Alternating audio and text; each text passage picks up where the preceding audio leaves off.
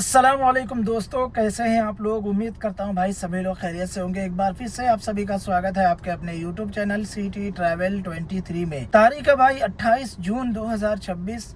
Time हो रहा है दोपहर के 3:50। संडे का दिन है। आज मैं काम पे नहीं निकला था और अभी निकलने का इरादा किया हूँ। तो उससे पहले मैं सोचा, बहुत सारे लोग इतना कमेंट कर रहे हैं भाई, इतना कमेंट कर रहे हैं। आज से नहीं, लगभग लास्ट के 6-7 महीने से लोग 6 महीने से कमेंट कर रहे हैं कि भाई अपना एक्सपीरियंस शेयर करो हुंडई औरा का। ये गाड़ी मैंने लिया था नवंबर 2023 में और ये हुंडई औरा एस CNG मॉडल है। उस वक्त इससे ज्यादा जो बेस मॉडल आता है, जैसे आज के टाइम पे एक कोई M मॉडल आता है, तो वो नहीं आता। जो टैक्सी परमिट का जो मॉडल है वो नहीं आता था उस टाइम। S और SX दो ही मॉडल आता था CNG में। तो मेरा S मॉडल था जो बेस मॉडल था उस टाइम पे। उसके अंदर भी बहुत सारी फैसिलिटी मुझे मिल चुकी है ऑलरेडी। मुझे टॉप मॉडल लेने की जरूरत नहीं थी, इसीलिए मैंने नहीं लिया। टॉप मॉडल में एक्स्ट्रा क्या था, उसमें पुश स्टार्ट बटन था, अलॉय व्हील था, डिस्प्ले था और हिल होल्ड असिस्ट था। यही 3-4 फीचर उसमें इससे ज्यादा थे। बाकी सब चीज एकदम सेम थी। कैमरा वगैरह लगा हुआ था बस। तो उतना अपने को एडवांस फीचर की जरूरत नहीं थी, इसलिए मैं वो गाड़ी नहीं लिया। जबकि 35 से 40 हजार रुपए एक्स्ट्रा देने पे वो गाड़ी मुझे मिल रही थी। बट अपने को तो टैक्सी में चलाना है और बहुत ज्यादा गाड़ी चलती है, तो बहुत ज्यादा काम भी निकलता है, तो मेंटेनेंस महंगा पड़ता है, इसलिए मैंने वो गाड़ी नहीं लिया भाई। तो ये गाड़ी मैं नवंबर 2023 में लिया और अभी चल रहा है जून 2026। मतलब 3 साल होने में 3-4 महीना कम है। इतने कम वक्त में मेरी गाड़ी 1,65,982 किलोमीटर चल चुकी है और लगभग इतने टाइम में मेरी गाड़ी की 17 सर्विस हो चुकी है। 10,000 किलोमीटर पे हर गाड़ी की सर्विस होती है।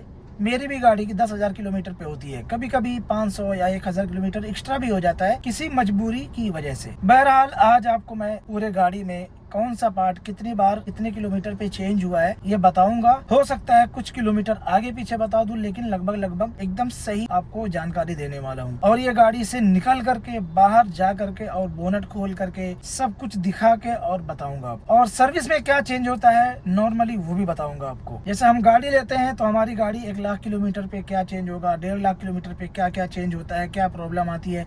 बहुत सारे लोगों के मन में सवाल रहता है जब वो नई गाड़ी लेते हैं। उनको लगता है कि ऐसा ना हो कि 1.5 लाख किलोमीटर पे कोई 1,00,000-1.5 लाख रुपए का गाड़ी में खर्चा निकल जाए। सारे जो आपके मन में क्वेश्चन है, उम्मीद करता हूँ भाई कि आपको सारे सवालों का जवाब दे सकूं मैं। तो चलो मैं गाड़ी से बाहर निकलता हूँ और आपको डिटेल में जानकारी देता हूँ, क्योंकि गाड़ी के अंदर तो कुछ भी चेंज नहीं होता है। जो होता है वो गाड़ी के बाहर बोनट में होता है या तो टायरों में होता है। तो वही सारी जानकारी आपको देने वाला हूँ। देख लो भाई कितना गंदा है बोनट, क्योंकि मैं गाड़ी की वॉशिंग कराता नहीं जल्दी, सर्विस सेंटर में ही होती है। तो भाई देख लो अपनी गाड़ी सही से, चारों तरफ से गाड़ी दिखा देता हूँ। सबसे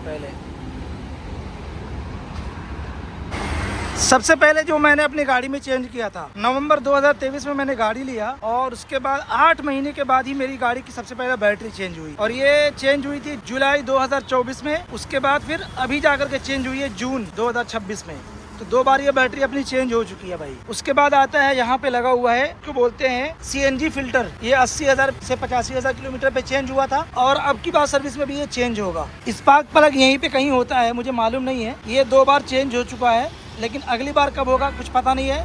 लेकिन 50 से 60,000 किलोमीटर पे ही ये चेंज होता है मेरा स्पार्क प्लग। जब जलता है तो सबसे कम यही चेंज होता है, CNG फिल्टर। और ये बैटरी है, जब तक खराब होगी नहीं तब तक चेंज नहीं होगी। बाकी यहाँ के बारे में मुझे बहुत ज्यादा तो कुछ पता है नहीं। उसके बाद बात करते हैं भाई डिस्क ब्रेक की। तो ये जो आपको प्लेट दिख रहा है, ये वाला, ये प्लेट मेरा एक बार चेंज हो चुका है। ये प्लेट जैसे इसका जो ब्रेक होता है ना, ये डिस्क ब्रेक, ये तो आपको लगभग 30-35 हजार किलोमीटर पे ये चेंज होता रहता है।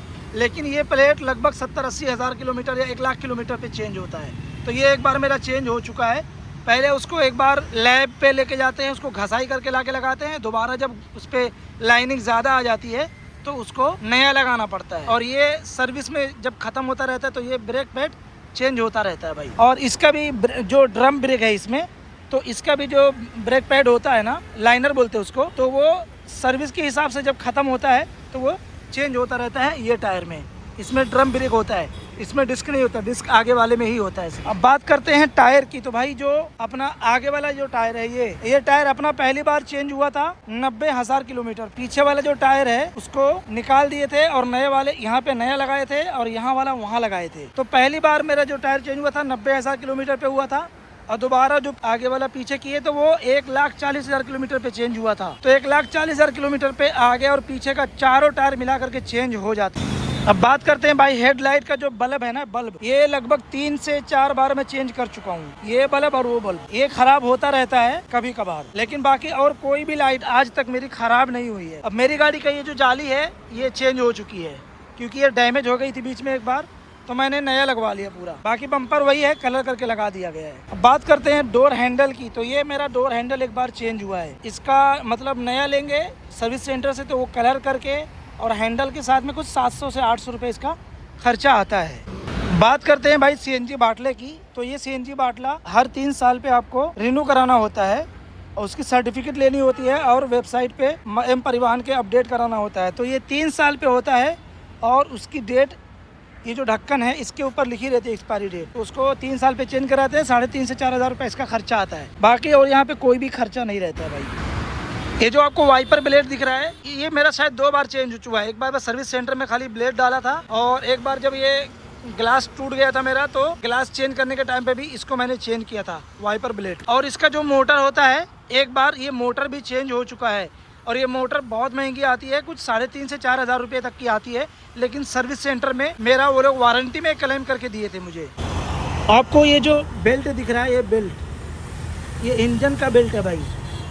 ये मेरा 2 बार चेंज हो चुका है, 2 बार, क्योंकि यही पूरा लोड लेता है। एसी चलती है उसी से, बैटरी चार्ज होती है उसी से, पूरा इंजन जो सब चीज़ को चलाता है वो इसी बेल्ट के थ्रू चलता है। और ये बहुत बड़ी बेल्ट है, देखो यहाँ से लेकर के वो नीचे और उसके बाद अंदर सबको घुमाता है। तो ये बेल्ट मेरी 2 बार चेंज हो चुकी है। 1,000-1,200 रुपए के आसपास की शायद कुछ आती है। बाकी मेरा जो हॉर्न है ये कभी आज तक खराब नहीं हुआ है। और यहाँ बोनट के अंदर जो भी आपको नजर आ रहा है सब कंपनी का ही रहता है, मैंने कोई भी चीज बाहर से नहीं लगवाया है। बैटरी भी अथोराइज पर्सन से मैं लेता हूँ। गाड़ी का जो काम होता है वो सब कंपनी के अंदर ही होता है। देखो भाई, सबसे बड़ा खर्चा होता है अपनी गाड़ी में क्लच प्लेट का, जिसको मैंने बताना ही भूल गया आपको। जब मैं वीडियो शूट कर रहा था उस टाइम मुझे याद नहीं आया, जब एडिट कर रहा हूँ तब मुझे याद आया। तो बता दूं आपको, मेरी गाड़ी 75 से 80 हजार किलोमीटर के आसपास चल चुकी थी। मेरी गाड़ी रेस नहीं ले रही थी, तो मुझे ये समझ में आया कि इसमें कुछ प्रॉब्लम है। सर्विस सेंटर में दिखाया तो उन्होंने बताया कि भाई आपका क्लच प्लेट जल चुका है पूरी तरीके से, क्योंकि वो हार्ड भी हो जाता है क्लच और आपकी गाड़ी जल्दी पिकअप नहीं लेती है। तो इससे पता चल जाता है कि आपका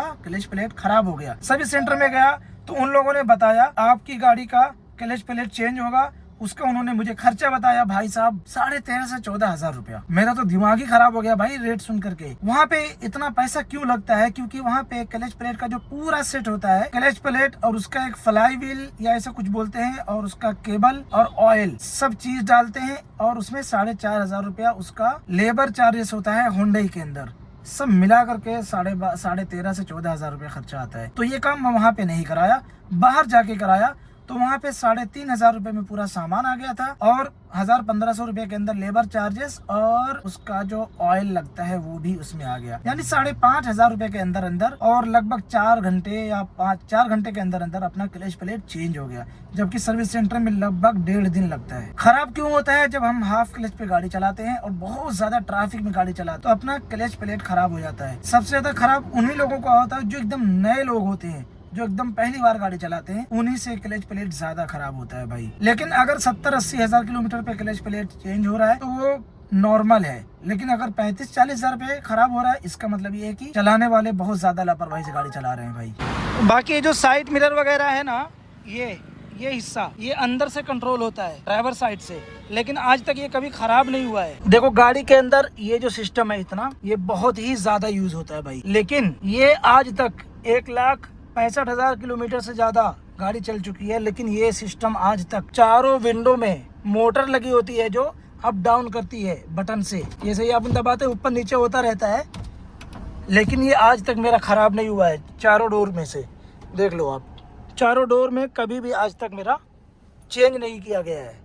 और मेरी गाड़ी कितना किलोमीटर चल चुकी है आप लोग देख सकते हो, 1,65,982 किलोमीटर। सारी सर्विस में कंपनी में कराया हूँ, एक बार सिर्फ बाहर कराया था। ये जो स्टीयरिंग है, स्टीयरिंग के अंदर कितना सारा सिस्टम लगा हुआ है, ये भी आज तक खराब नहीं हुआ भाई। तो भाई ओवरऑल जो एक्सपीरियंस है मेरा इस गाड़ी को लेकर के, आज तक इस गाड़ी ने मुझे कहीं धोखा नहीं दिया। आपको मैंने हर एक चीज बताया। सबसे पहले बैटरी, उसके बाद CNG फिल्टर, उसके बाद फिर tyre, brake disc brake, drum brake और जो क्या नाम है वाइपर ब्लेड है उसका मोटर है, जितने भी चारों पावर विंडो है उसका मोटर है, सब चीज के बारे में मैंने बता दिया। कौन कितने किलोमीटर पे और कितनी बार चेंज हुआ है। 1,70,000 किलोमीटर के आसपास अपनी गाड़ी चल चुकी है, यानी 1,66,000। लेकिन ऐसा कोई खर्चा नहीं आया कि जिसको मैं ये कह सकूं कि 50,000 60,000 रुपया मेरा गाड़ी में लग गया है। जब हम नई नई गाड़ी लेते हैं बहुत सारे लोग डरे हुए रहते हैं कि यार कहीं ऐसा ना हो कभी 50,000 रुपया गाड़ी में खर्चा आ जाए, 60,000 रुपया आ जाए। लेकिन भाई अपना जो मुझे एक्सपीरियंस हुआ है इस गाड़ी को लेकर के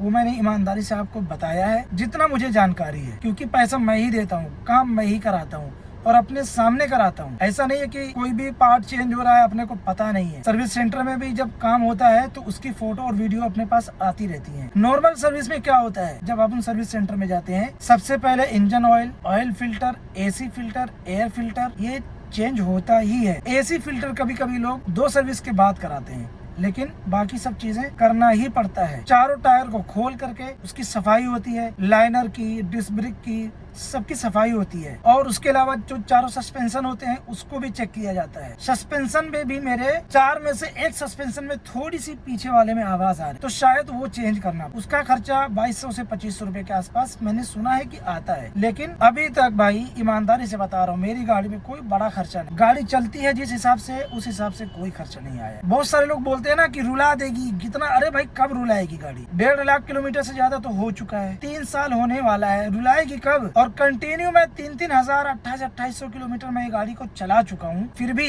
ये गाड़ी ने कभी परेशान नहीं किया भाई। ये एक्सपीरियंस मैं आपको ईमानदारी से बता रहा हूँ। मैं यहाँ से गोरखपुर 3 बार जा चुका हूँ। तो भाई बहुत सारे लोगों का सवाल था, मैंने जवाब दे दिया है। ये छोटी सी वीडियो आपके काम आ सकती है। पूरी वीडियो देखें, कमेंट भी करें, अपने अगर कोई सवाल है तो वो भी करें। सर्विसिंग में अगर कोई सवाल कर रहा है कि कितना खर्चा आता है, भाई तो सर्विसिंग में 5,500 से 6,500 रुपए के बीच में हमेशा खर्चा इस गाड़ी। लेकिन जब हम सर्विस सेंटर में करा, अगर हम बाहर कराएंगे तो पैसा कम लगेगा, क्योंकि बाहर काम भी कम होता है। वो लोग क्या करते हैं, वही इंजन ऑयल पलटी मार देते हैं, एयर फिल्टर, एसी फिल्टर लगा देते हैं, खत्म। कूलेंट वगैरह कुछ नहीं डालते, क्योंकि वो जब डालेंगे तो पूरा डब्बा डालेंगे। सर्विस सेंटर में क्या होता है, उसको रिफिल किया जाता है, थोड़ा थोड़ा लगता है, कंज्यूमेबल आइटम में उसको डाला जाता है। सर्विस सेंटर में गाड़ी की सर्विसिंग होती है तो उसके साथ में वॉशिंग भी होती है। तो सर्विस के साथ में लेबर चार्ज जो लगाते हैं तो उसमें वॉशिंग इंक्लूड रहती है। अगर आप अलग से धुलाने जाओगे तो 600 से 700 रुपए धुलाने का लगता है। तो सर्विस सेंटर में हमेशा पैसा ज्यादा ही लगता है भाई। लेकिन पूरी गाड़ी लैपटॉप लगा करके बाकी चीजों को भी जो हमको नहीं है जरूरत चेंज कराने की, हर एक चीज वहाँ चेंज हो जाती है। फिर वहाँ से जब गाड़ी लेके निकलते हैं तो हमारे मन में कोई भी डाउट नहीं रहता, कोई भी सवाल नहीं होता है कि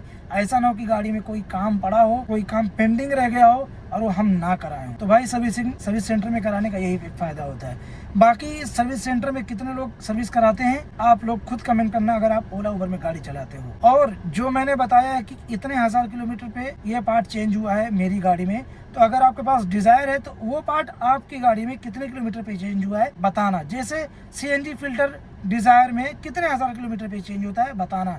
मेरी गाड़ी में 85,000 किलोमीटर पे हुआ था। ऐसे ही और भी जो कुछ पार्ट हैं, जैसे बैटरी है, डिजायर लिए होंगे आप तो अगर 3 साल चलाए हो तो कितनी बार बैटरी चेंज हुई है? मेरी 2 बार हो चुकी है। पहली बार जो हुई थी वो 8 महीने पे हुई थी और दोबारा जो हुई है वो 20 महीने पे हुई है, 20। तो बताना आप लोग भी कमेंट करके। तो मैं मिलता हूँ अगली वीडियो में, तब तक के लिए अपना ख्याल रखें, अपना कीमती वक्त बर्बाद ना करें, मेहनत से काम करें, अपना एक्सपीरियंस आप लोग भी शेयर करें कमेंट में। अस्सलाम वालेकुम।